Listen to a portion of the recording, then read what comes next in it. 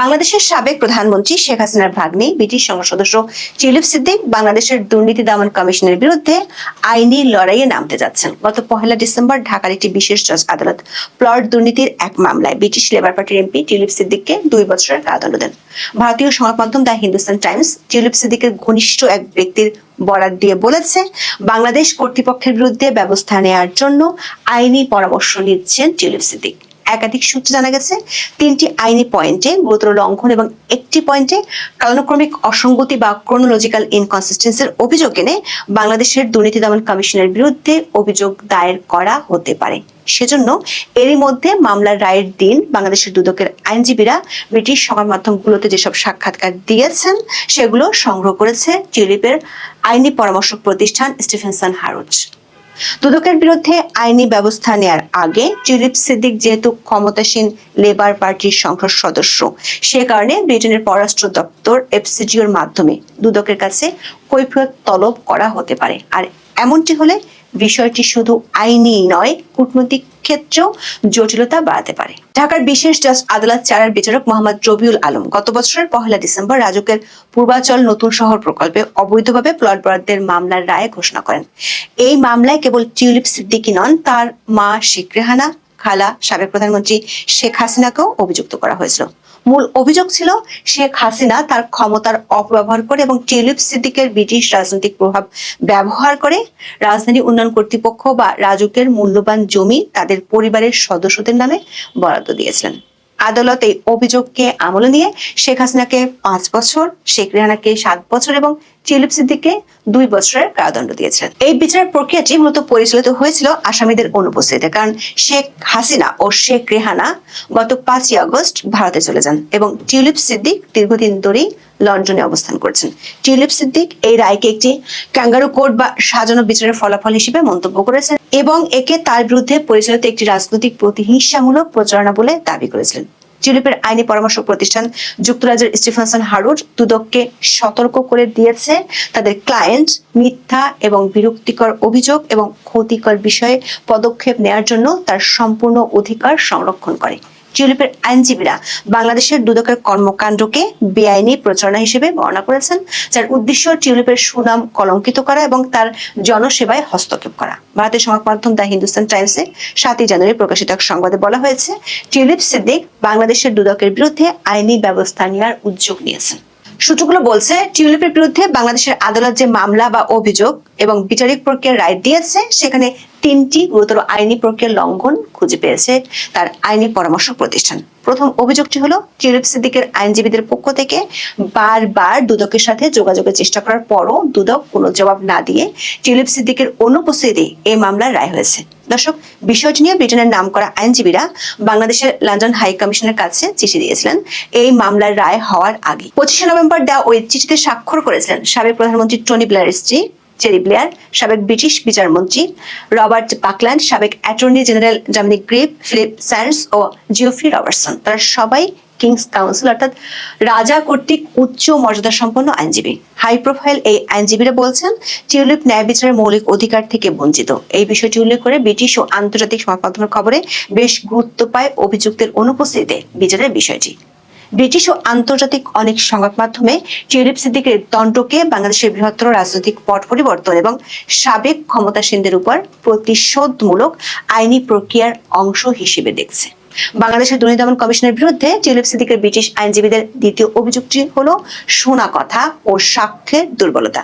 হিন্দুস্তান টাইমসের প্রতিবেদনে বলা হয়েছে, দুদকের তদন্ত প্রক্রিয়ায় টিউলিপের আইনজীবীরা ভয়াবহ দুর্বলতা খুঁজে পেয়েছেন।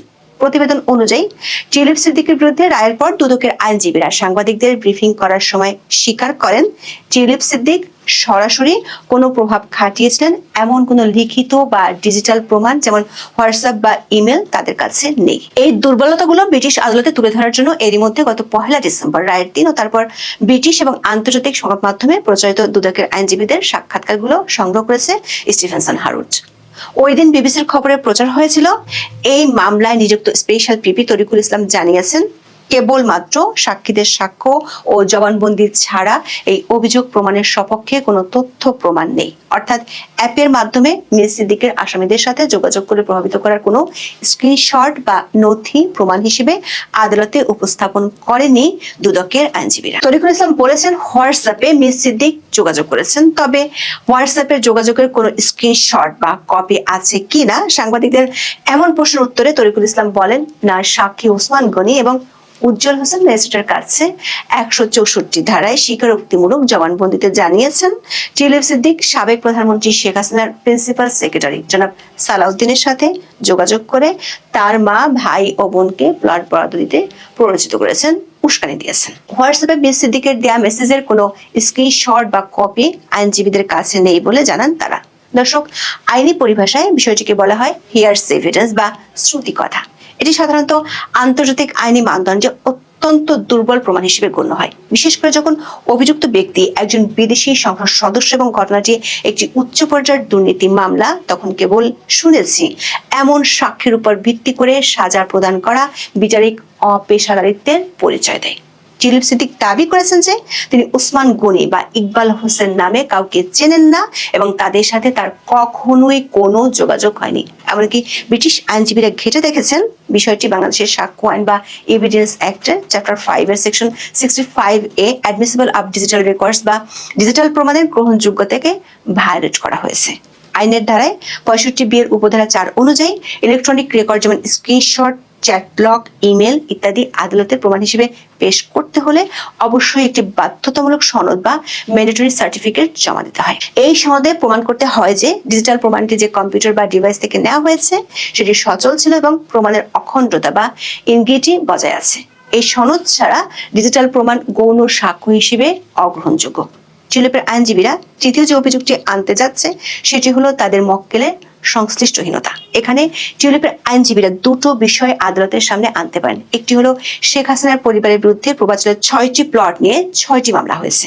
এর একটি প্লটও তার ভাগ্নি টিউলিপ সিদ্দিকের নামে নেই, কিন্তু 3টি মামলায় তিনি আসামি। এর একটিতে তার কারাদণ্ড দেওয়া হলো 1 ডিসেম্বর। প্রশ্ন হলো, টিউলিপ সিদ্দিক কোনো প্লট নেননি, তাহলে তার বিরুদ্ধে কোন অভিযোগের ভিত্তিতে আদালত শাস্তি দিল? আবার মামলাগুলোর চার্জশিটে বলা হয়েছে শেখ হাসিনা 2009 সালে প্রধানমন্ত্রী হওয়ার পর পূর্বাঞ্চলের নতুন শহর প্রকল্পে নিজের ও পরিবারের অন্য সদস্যদের নামে 6টি প্লট বরাদ্দ দেন। এখানে টিউলিপের আইনজীবীদের প্রশ্ন হচ্ছে, যদি 2009 সালে এই প্রক্রিয়া শুরু হয়, টিউলিপ সিদ্দিক এমপি হয়েছিলেন 2015 সালে, তাহলে ব্রিটিশ এমপি হিসেবে তিনি প্রভাব খাটিয়েছেন বলে যে অভিযোগ আনা হয়েছে তা কিভাবে সত্যি হয়? আইনের ভাষায় এই অভিযোগটি একটি গুরুতর কালানুক্রমিক অসঙ্গতি বা ক্রোনোলজিক্যাল ইনকনসিস্টেন্সির মুখে পড়েছে। একই নীতিতে চতুর্থ অভিযোগটি আনবে টিউলিপ সিদ্দিকের আইনি ফার্ম। দর্শক, টিউলিপ সিদ্দিকের বিরুদ্ধে দায়েরকৃত অভিযোগগুলোর মধ্যে সবচেয়ে চাঞ্চল্যকর এবং বিতর্কিত হলো রূপপুর পারমাণবিক বিদ্যুৎ কেন্দ্র প্রকল্প সংক্রান্ত দুর্নীতির দাবি। বাংলাদেশের দুর্নীতি দমন কমিশন একটি মিডিয়া নোটে দাবি করেছিল, শেখ হাসিনা ও তার পরিবারের সদস্যরা রূপপুর প্রকল্প থেকে প্রায় $5 বিলিয়ন আত্মসাৎ করেছেন। এই অভিযোগে বলা হয়, টিউলিপ সিদ্দিক 2013 সালে রাশিয়ার রাষ্ট্রীয় পরমাণু সংস্থা রোসাটমের সাথে এই চুক্তির মধ্যস্থতাকারী বা ব্রোকার হিসেবে কাজ করেছিলেন। দুদকের দাবি অনুযায়ী এই দুর্নীতির বিনিময়ে টিউলিপ সিদ্দিক লন্ডনের কিংস ক্রসে 7 লাখ পাউন্ড মূল্যের একটি বিলাসবহুল ফ্ল্যাট লাভ করেন। টিউলিপ সিদ্দিকের আইনি পরামর্শক প্রতিষ্ঠান স্টিফেনসন হারুট তথ্য প্রমাণ সহকারে দাবি করেছে যে কিংস ক্রস ফ্ল্যাটটিকে রূপপুর প্রকল্পের ঘুষ হিসেবে চিহ্নিত করা হচ্ছে। সেটি টিউলিপ সিদ্দিক লাভ করেছিলেন 2004 সালে। অথচ রূপপুর প্রকল্পের সাথে রাশিয়ার আনুষ্ঠানিক চুক্তির প্রক্রিয়া শুরু হয়েছিল 2009 সালে এবং মূল চুক্তি স্বাক্ষরিত হয়েছিল 2013 সালে। এই তথ্যের ভিত্তিতে টিউলিপের আইনজীবীরা যুক্তি দিয়েছেন 2013 সালের একটি প্রকল্পের ঘুষ হিসেবে 2004 সালে কোনো সম্পত্তি পাওয়া যৌক্তিকভাবে অসম্ভব। স্টিফেনসন হারুট উল্লেখ করেছে, ফ্ল্যাটটি টিউলিপের পরিবারকে তাদের একজন পরিচিত ব্যক্তি উপহার দিয়েছিলেন এবং এর সাথে বাংলাদেশের কোনো রাষ্ট্রীয় প্রকল্পের বিন্দু মাত্র সম্পর্ক নেই। দর্শক, টিউলিপ সিদ্দিক লন্ডনের হ্যামস্টেড ও হাইগেটের এমপি। একসময় ছিলেন ব্রিটিশ সরকারের দুর্নীতি দমন বিষয়ক মন্ত্রী। তাকে দুর্নীতিতে দোষী সাব্যস্ত করে রায় দিয়েছিল ঢাকার আদালত। ব্রিটিশ আইনজীবীরা মনে করছেন, একজন ব্রিটিশ সংসদ সদস্যকে দুর্নীতিবাজ হিসেবে প্রচার করা আন্তর্জাতিক কূটনৈতিক শিষ্টাচারের লঙ্ঘন এবং তার পেশাগত জীবনের জন্য চরম ক্ষতিকর। সে কারণে মামলা করার আগে British foreign Commonwealth and development office বা FCDO বাংলাদেশের দুদকের কাছে কৈফিয়ত তলব করতে পারে। সেক্ষেত্রে টিউলিপের মামলাটি কেন রাজনৈতিক উদ্দেশ্য প্রণীত নয় বলে বিবেচিত হবে সেটির ব্যাখ্যা চাওয়া হবে। সেটি হলে গার্ডিয়ানের মতো প্রভাবশালী সংবাদ মাধ্যম লিখেছে, বাংলাদেশ ও যুক্তরাজ্যের কূটনৈতিক সম্পর্কে টানাপোড়েন তৈরি করতে পারে। দর্শক, টিউলিপ সিদ্দিকের আইনজীবীরা যে অসঙ্গতিগুলো তুলে ধরেছেন, বিশেষ করে 2004 সালে ফ্ল্যাট বনাম 2013 সালে রূপপুর প্রকল্পের অসঙ্গতি এবং শোনা কথার ভিত্তিতে প্রসিকিউশনের বক্তব্য, তা বাংলাদেশের দুদককে বড় সড়ক প্রশ্নের মুখে দাঁড় করাবে। কারণ বিবিসি সহ অনেকগুলো আন্তর্জাতিক গণমাধ্যমে প্রচারিত সরকার পক্ষের আইনজীবীদের ভাষ্য আছে। এখন দেখার বিষয় সম্পূর্ণ আইনি পথে নাকি সাথে কূটনৈতিক পথেও এ বিষয়ে তৎপরতা চলে।